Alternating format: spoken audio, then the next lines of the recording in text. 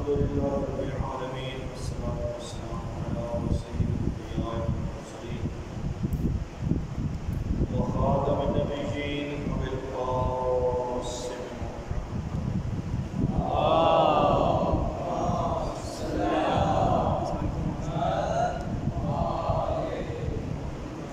وأهل بيته الطيبين الطاهرين المعصومين. أما بعد فقد قال الله تبارك في كتابه المبين. بسم الله الرحمن الرحيم. قل أعوذ برب الفلق من شر ما خلق ومن شر غاسق إذا وقب ومن شر النفاثات في العقد ومن شر حاسد إذا حسد. اللہ سبحانہ و تعالی نے اپنے عظیم المرتبہ نبی آخر الزمان پیغمبر اکرم صلی اللہ علیہ وآلہ وسلم کچھ برے افعال سے پناہ مانگنے کی نصیحت فرمائی اور توجیہ، جن میں میں لوگ بھی آپ کے سامنے شریک کروں گا۔ ایک ہے اللہ اپنے حبیب کو حکم دیتا ہے پناہ مانگو شیطان مردود سے۔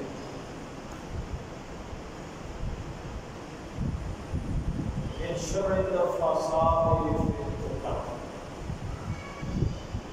ان لوگوں کے شر سے پناہ مانگو جو رشتہ داریوں کو دشمنی میں تبدیل کر دیتے ہیں۔ نفاسات کا لغوی معنی ہوتا ہے خون مار دینا۔ عقد جمع عقدہ کی ہوتی ہے، عقدہ کا معنی گرا ہوتا ہے،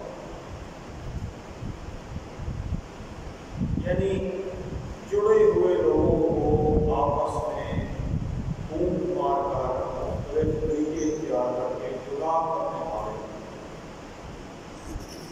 اپنے حبیب کو اللہ کہتا ہے ایسے لوگوں کے شر سے پناہ مانگو جو جڑے ہوئے لوگوں کو ڈراتے ہیں، لڑاتے ہیں، ایک دوسرے کے ساتھ لڑانے کی کوشش کرتے ہیں، لوگوں کے درمیان فرقہ بازی پیدا کرتے ہیں، اختلافات پیدا کرتے ہیں۔ اور دوسرا ومن شر حاسد اذا حسد، میری طرف توجہ رکھیں، حسد کرنے والوں کے شر سے پناہ مانگو۔ حسد ایک ایسی بری بیماری ہے جس کے لیے جناب امیر علیہ السلام نے ارشاد فرمایا حاسد آدمی کو کسی اور بیماری کی ضرورت نہیں ہے، حاسد آدمی اور اسی حسد کے اندر ہی جلد سڑتا ختم ہو جاتا ہے۔ عزیزان محترم، یہ دوسری طرف اللہ نے اختلافات کرنے کے، لوگوں کو آپس میں لڑانے کے جو دوسری سنت ہے وہ ہے آپس میں جوڑنا، جس کو صلاح و ذات البین کہتے ہیں۔ نظم بلاغہ میں معروف فرماتے ہیں صلاح و ذات البین افضل من عامۃ الصلاۃ والصوم، دو مسلمان بھائیوں کے درمیان، دو مومنوں کے درمیان صلح کروانا یہ مستحبی نماز اور روزے سے افضل ہے۔ یعنی ایک آدمی پوری رات نمازیں پڑھتا رہے اور ایک آدمی دو مومن کے درمیان، دو مسلمانوں کے درمیان صلح کروا دے، صلح کروانے والے کا اجر اس نمازیں پڑھنے والوں سے زیادہ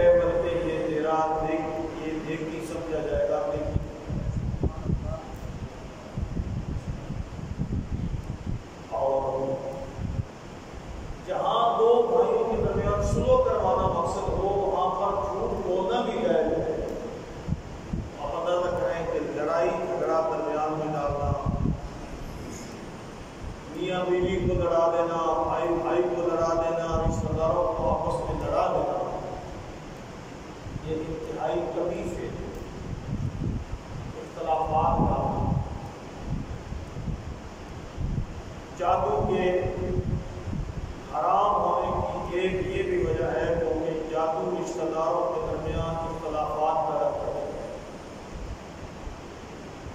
ہیں۔ اس لیے کتنی چیزیں بھی فرقہ وادی کی طرف لے جاتی ہیں، شریعت مقدسہ میں ان کو حرام قرار دیا ہے۔ سنو کراؤ من شر النفاثات فی العقد، اے حبیب ایسے لوگوں سے پناہ مانگو کہ جو آپس میں لڑانے کی کوشش کریں۔ اور دوسرا ہے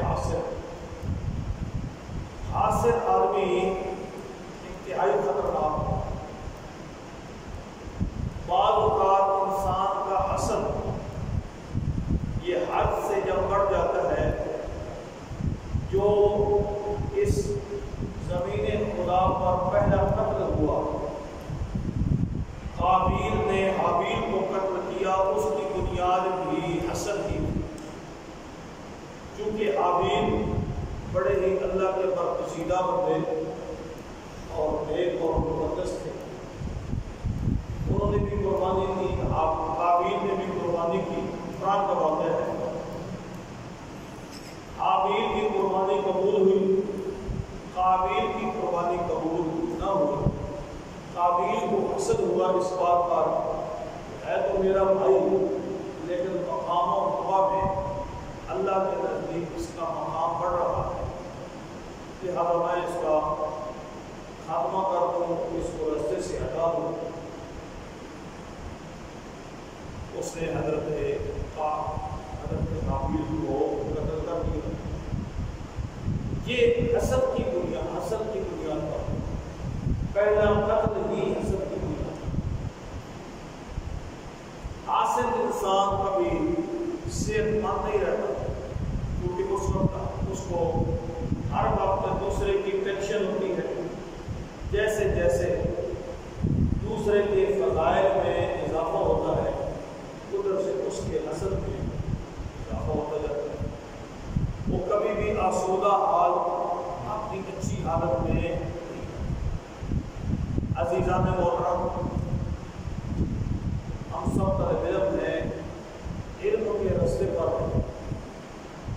علم ہمیں دوسروں کے ساتھ تعلقات قائم کرنے کا درس دیتا ہے، تعلقات ختم کرنے کا درس نہیں دیتا۔ علم جوڑتا ہے، علم توڑتا نہیں ہے۔ آپ طالب علم کی عزت نہیں کرے گا، عالم کی عزت نہیں کرے گا، تو دوسرے لوگوں سے پھر کیسے توقع کی جا سکتی ہے کہ وہ بھی علماء کی عزت کریں گے؟ وہ بھی علماء کی عزت کریں گے؟ وہ ایک مشہور واقعہ ہے، وہ فرق علماء اسلام نے لکھا ہے۔ وہ ایک مومن تھا، اس کے پاس ایک عالم آیا، اس مومن نے دوسرے عالم کی تعریف کی، تو وہ عالم حسد کی وجہ سے دوسرے عالم کی مذمت کرنی شروع کر دی۔ حالانکہ دونوں عالم ہیں، وہ مومن دونوں اہل علم سے بڑا متاثر تھا۔ اس نے ایک عالم کی جب دوسرے عالم کے سامنے تعریف کی، تو وہ عالم حقیقت میں باعمل نہیں تھے، وہ دوسرے عالم کی تعریف برداشت نہ کر سکتا۔ اس نے اس کی مذمت شروع کر دی، تو تجھے اس کا پتہ نہیں ہے، اس میں یہ بھی کمزوری ہے، اس میں یہ بھی کمزوری ہے، حتیٰ کہ وہ نوبت یہاں تک پہنچی کہ اس نے اس کو گدھا کہہ دیا۔ ایک عالم نے دوسرے عالم کو گدھا تک کہہ دیا۔ اب جب دوسرا عالم آیا تو اس کے سامنے اس نے ایسی کی بات کی کہ اس نے اس کو گدھا کہہ دیا۔ سمجھ آ رہی ہے؟ کچھ دنوں کے بعد اس نے دونوں اہل علم کی دعوت کی، اور جب وہ آئے دونوں عالم آئے اس کے پاس، اس نے چنے ان کے سامنے رکھے۔ وہ کچے چنے دیکھ کر حیران ہو گئے۔ انہوں نے کہا کہ یہ کیا ہے؟ انہوں نے کہا کہ اس نے آپ کو گدھا کہا ہے، آپ نے اس کو گدھا کہا ہے، لہذا آپ دونوں گدھے ہیں تو گدھوں کی خوراک چنے ہی ہوتی ہے۔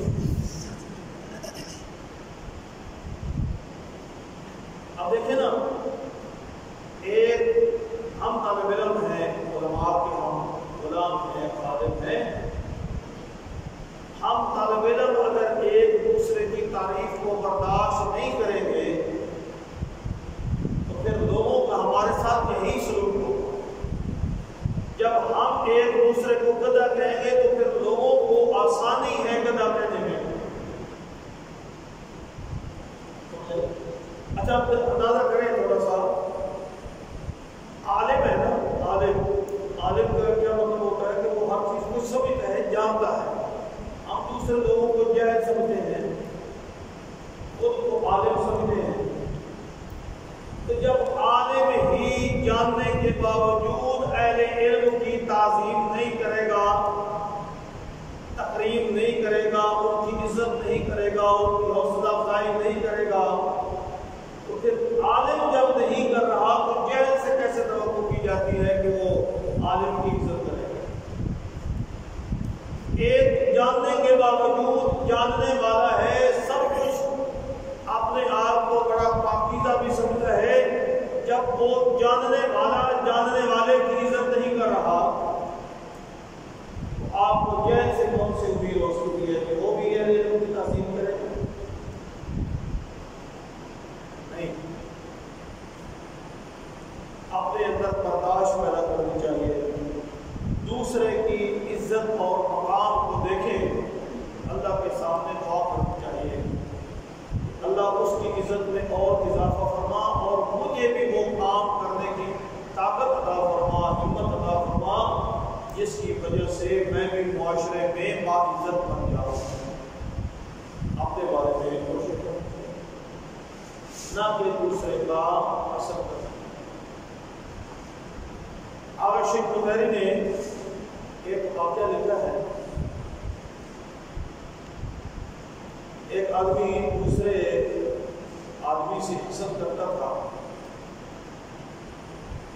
وہ جیسے جیسے حسد کرتا تھا، غیر محسود کو کوئی اس کا فرق نہیں پڑتا تھا، حاصل ہی اپنی آگ میں جل رہا تھا. دوسرے آدمی کو کیا فرق پڑتا؟ آخر ایک دن اس نے اپنے ایک غلام سے کہا، میں تجھے اتنے پیسے دوں گا، اتنے انعامات دوں گا، تو میرا اقدام کرتا.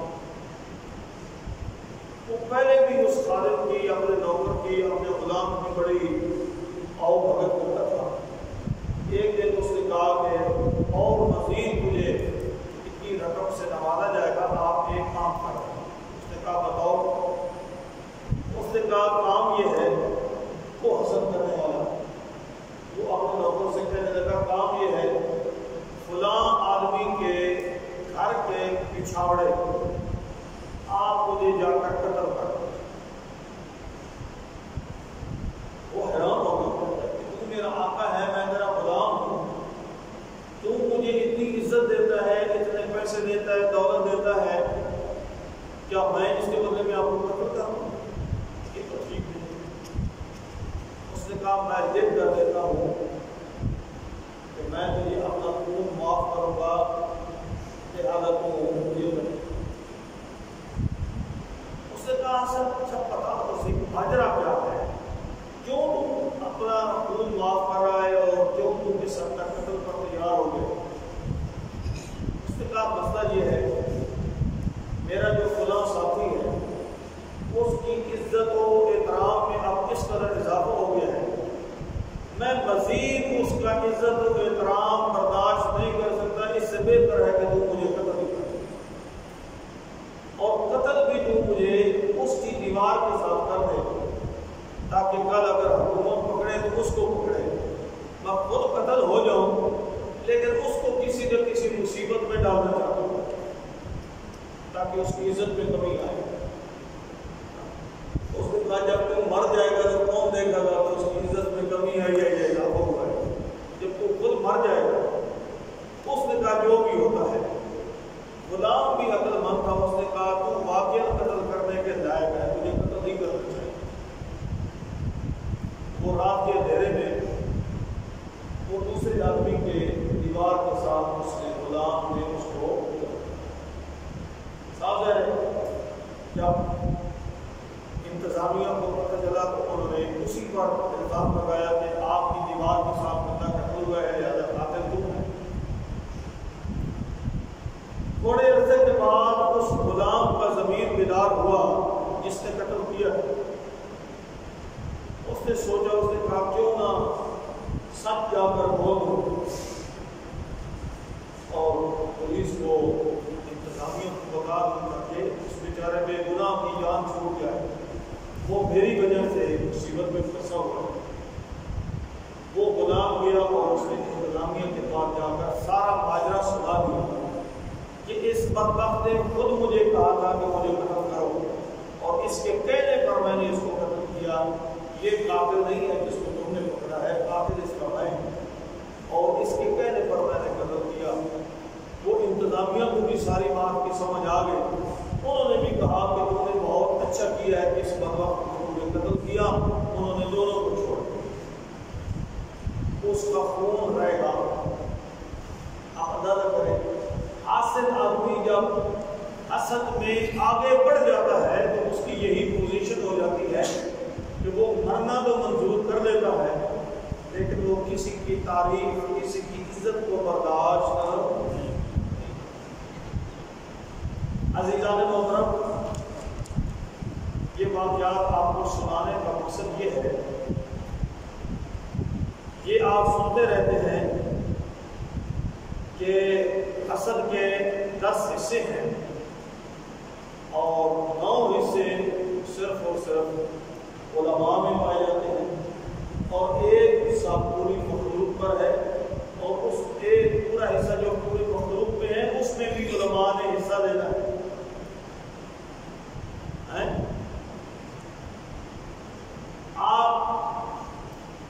ہم سب اس راستے کے راہی ہیں، ہم اپنے آپ کو مستقبل میں یہ ثابت کرنے کی کوشش کر رہے ہیں کہ ہمارا بھی اہل علم میں نام ہو، لیکن ایک ایسا طالب علم کہ جو اپنے مستقبل کے بارے میں سوچ رہا ہے کہ میرا بھی علماء میں نام ہوگا، اگر اس کی اپنے اخلاقیات ہی درست نہیں ہیں، وہ کسی دوسرے عالم کو برداشت ہی نہیں کر سکتا، اس سے بہتر ہے کہ وہ علم سیکھے ہی نہیں، چونکہ یہ ایک مشکل گھڑی ہوتی ہے میرے سامنے۔ مثلاً آپ کی کوئی تعریف کرتا ہے تو مجھے اگر آپ کی کسی کمزوری کا بھی علم ہے تو انسانیت کا، عقل مندی کا تقاضا یہ ہے کہ وہاں پر جب اس کی تعریف ہو رہی ہے تو اس کی برائی کو چھپا دیا جائے اور اس کی تعریف کو اور زیادہ کیا جائے۔ اگر آج ہم کسی کی تعریف کریں گے اور اس کی اچھائیوں کو برداشت کریں گے، اس کی عزت و تقریب کو برداشت کریں گے، تو کل ہماری بھی عزت و تقریب ہوگی۔ ہم نے اگر کسی کی عزت کرنا سیکھا ہی نہیں ہے تو کوئی ہماری بھی عزت، اس لیے جناب امیر نے تاج البلاغہ میں امام حسن مجتبی علیہ السلام کو تفسیر کرتے ہوئے یہی فرمایا، میرا بیٹا، اگر آپ کو کوئی چیز پسند ہے، جو آپ کو پسند ہے وہی دوسروں کے لیے پسند کرو۔ اگر ہمیں اپنی عزت پسند ہے تو پھر دوسروں کی عزت کر کے دیکھو، پھر تمہاری بھی عزت ہو۔ اگر آپ یہ پسند کرتے ہیں کہ میری کوئی مذمت نہ کرے تو پھر دوسروں کی مذمت نہ کرو، دوسروں کی غیبت مت کرو۔ غیبت کرو گے تو پھر لوگ تمہاری بھی برائیاں ہی بیان کریں گے۔ جناب امیر کا ایک اور فرمان ہے، مولانا البلاغہ میں فرماتے ہیں، جو بے عیب دوست ڈھونڈنے کی کوشش کرے گا وہ اپنے دوستوں سے محروم رہے گا، اس کو کوئی بھی بے عیب دوست نہیں۔ اس لیے میں ہمیشہ کہا کرتا ہوں، اگر ہر بندہ اپنے گریبان میں جھانکے نا، میرے اندر کتنی غلطیاں پائی جاتی ہوں، میں خود کتنا گنہگار ہوں،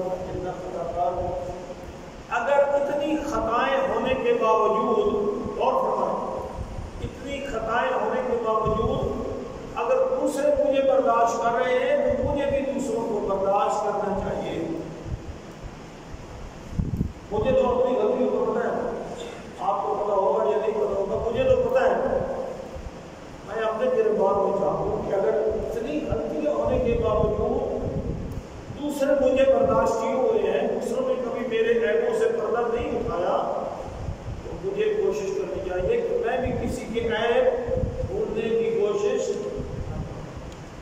اور مولا کا بڑا خوبصورت جملہ ہے، مولا فرماتے ہیں جو اپنے عیوب کی طرف نظر رکھتا ہے وہ دوسرے کے عیوب سے اندھا ہو جاتا ہے. اس کو دوسرے کے عیوب نظر ہی نہیں آتے، وہ ہر وقت اسی پریشانی میں ہوتا ہے. جب میں خود اتنا گنہگار ہوں مجھے کسی کے گناہ اچھالنے کی ضرورت، اپنی اصلاح کرنے، علم حاصل کرنا ہے. ہم سب کا علم ہے، علم کے رستے کے راہی ہیں. ہم نے علم حاصل کرنا ہے تو علم حاصل کرنے کا پہلا مقصد وہ ہمارا اپنی اصلاح ہے.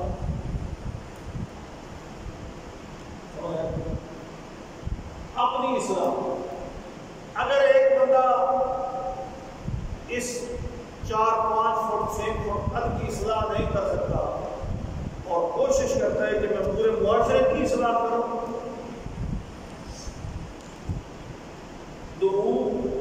بغیر السنتکم، مولا فرماتے ہیں کہ دعوت دو، لوگوں کو حق کی دعوت دو، لیکن زبان کے ساتھ نہیں بلکہ اپنے عمل کے ساتھ. ہمیں بڑی مصیبت ہوتی ہے. ماشاءاللہ آپ عزیزان ہیں، آپ میں سے بہت سارے تقریروں کی تیاری کرتے ہیں. ہم جب قرآن کی کوئی آیت پڑھتے ہیں، حدیث پڑھتے ہیں، تو ہمارے ذہن میں یہ ہوتا ہے کہ ہم دوسروں کو یہ چیز سنائیں گے، بڑے نعرے بھی لگیں گے، بڑی تعریف بھی ہوگی، یہ ہوگا وہ ہوگا. حالانکہ قرآن اور حدیث پڑھنے کے آداب میں یہ ہے جب کوئی قرآن کی آیت پڑھو تو اس میں اگر امر ہے تو دیکھو کہ اس امر پر میں عمل کرتا ہوں، حکم پر میں عمل کرتا ہوں، یہ نہیں کرتا. اگر اس میں نہیں کی گئی ہے، کسی چیز سے روکا گیا ہے، تو سب سے پہلے یہ دیکھنا چاہیے کہ میں اس چیز سے روکتا ہوں یا قرآن پڑھنا، حدیث پڑھنا، تاریخ پڑھنا، واقعات پڑھنا کیا صرف لوگوں کے لیے ہے؟ میری اپنی ذات کے لیے کچھ بھی نہیں ہے. نہیں، وہ طالب باعمل نہیں بن سکتا جو اپنی اصلاح کے لیے علم حاصل نہیں کرے. علم حاصل کرنے کا جو آپ مدرسے میں ٹائم دے رہے ہیں، یہاں سے تعلیم حاصل کر رہے ہیں، اس کا واحد اور پہلا مقصد ہی یہ ہے کہ میں اپنی ذات کی اصلاح کروں، میں اپنے کردار کو ٹھیک کروں، میں اپنے عمل کو ٹھیک کروں، میرے اندر روحانیت ہونی چاہیے، میرا اخلاق درست ہونا چاہیے، میرا اٹھنا بیٹھنا شریعت محمدی کے مطابق ہونا چاہیے، میری گفتگو سیرت اہل بیت کے مطابق ہونی چاہیے، میرا کردار محمد والے محمد کے کردار کے مطابق ہونا چاہیے. یہ سب سے پہلا مقصد یہ ہے. میں پڑھ رہا ہوں اس لیے کہ میں جا کر لوگوں کی اصلاح کروں گا. لوگوں کی اصلاح کیا کرے گا؟ پہلے اپنی تو کریں. لوگوں کی اصلاح خود بخود ہو جائے. اس طرح مولا فرماتے ہیں لوگوں کو دعوت دو، زبان کے ساتھ نہیں بلکہ عمل کے ساتھ. جب عمل کر کے دکھاؤ گے، ہمارے سامنے ایک بہت بڑی عظیم ہستی جن کا کردار ہمارے لیے نمونہ عمل ہے، حجت الاسلام المسلمین مولانا سید رفیع پاسدانی صاحب کے نام، ان کا ہمارے لیے کردار نمونہ ہے. انہوں نے میرے خیال میں، آپ بھی جانتے ہیں، میں بھی جانتا ہوں، انہوں نے ہمیں زبان کے ساتھ کبھی دعوت نہیں کی، بلکہ وہ اپنا عمل خود کر کے دکھاتے ہیں. جماعت میں کیسے شرکت کرتے ہیں، ہم کمروں میں بیٹھ کر گپے لگاتے ہیں، وہ سب سے پہلی صف میں امام کے پیچھے کھڑے ہوتے ہیں. ایک 80-82 سال کا بوڑھا آدمی وہ وقت پر وضو کر کے امام کے پیچھے، امام کے آنے سے پہلے حاضر ہو جاتا ہے. ایک ماشاءاللہ 18 سال کا کڑیل جوان، اس کے 15 منٹ لگ جاتے ہیں چارپائی سے اترنے پر. وہ کبھی سوچ رہا ہوتا ہے کہ کوئی یا نہ ہوئی، بہت زیادہ تھکیا ہوں، یہ ہو گیا ہے وہ ہو گیا۔ اس کو کہتے ہیں زبان کے ساتھ دعوت نہیں ہے، عمل کے ساتھ دعوت۔ اب ہم بد نصیب ہوں گے، ہم بڑے ہی بدبخت ہوں گے کہ اگر ایک باعمل ہستی کے عمل سے ہم کوئی فائدہ حاصل نہ کریں۔ ہم ساری زندگی ان کی تعریف تو کرتے رہے کہ ہمارے استاد محترم اتنے متقی، اتنے پرہیزگار، ہمارے پرنسپل کا اتنا عظیم کردار، اور ان والا کردار رتی بھر بھی نہ اپنائیں۔ ساری زندگی اسی بات پر لگاتے رہے کہ ہمارے پرنسپل کا اتنا کردار عظیم ہے، اور خود ان سے کچھ حاصل کرنے کی کوشش، پھر ہم بڑے بدنصیب ہیں۔ اس لیے عزیزان گرامی کوشش کریں جو علم حاصل کر رہے ہیں اس کے مطابق عمل کر لیں۔ وہ ایک مشہور و معروف روایت آپ کئی دفعہ سن بھی چکے ہیں کہ پیغمبر اکرم کی بارگاہ میں آدمی آیا اور اس نے دین سیکھنے کے لیے کہا، تو حضرت نے فرمایا یا کسی صحابی کو حکم دیا کہ جاؤ اس کو دین سکھاؤ۔ اس نے پڑھا وَمَن يَعْمَلْ مِثْقَالَ ذَرَّةٍ خَيْرًا يَرَهُ وَمَن يَعْمَلْ مِثْقَالَ ذَرَّةٍ شَرًّا يَرَهُ۔ عربی تھا، عربی جانتا تھا۔ اس نے جب یہ دو آیتیں سنی تو وہ چلا، وہ کہنے والے نے کہا کہ دین سیکھ لی، اس نے کہا عمل کر لیا تو بس سیکھا۔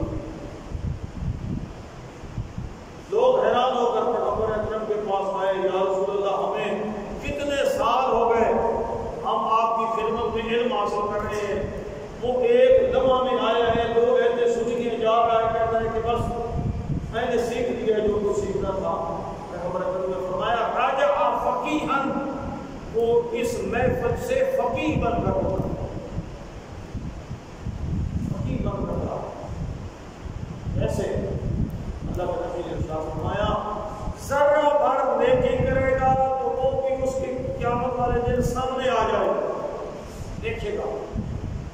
ذرہ بھر برائی کرے گا تو وہ بھی اس کے سامنے آ جائے گی۔ آگے کرنا اس نے خود ہے، عمل اس نے خود کرنا ہے، علم کے لیے یہی کام ہے۔ جو کچھ کروں گا وہ میرے سامنے آئے۔ عزیزان گرامی، انسان دوسرے کے لیے کنواں کھودتا ہے تو خود اسی میں جا کر گرتا ہے۔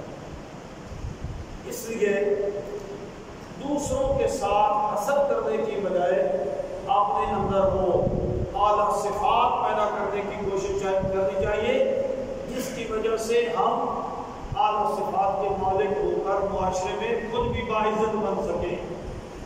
اگر ایک نے اچھا کردار انجام دیا ہے، اس کے لوگ اگر تعریف کرتے ہیں تو ہمیں سوچنا چاہیے کہ ہم بھی اپنا کردار اسی طرح کر لینا تاکہ خود معزز بن جائے۔ وہ عمل ہو نہیں سکتا، اور اہل علم اور اہل عمل کے بارے میں ہم حسد سے کام لیں، یہ درست نہیں ہے۔ اللہ تعالیٰ نے اپنے نبی کو حکم دیا کہ حاسدین کی حسد سے پناہ مانگا۔ اللہ تعالیٰ ہم سب کو حسد جیسی بیماری سے محفوظ رکھے اور محمد والے محمد کی سیرت بتانے کی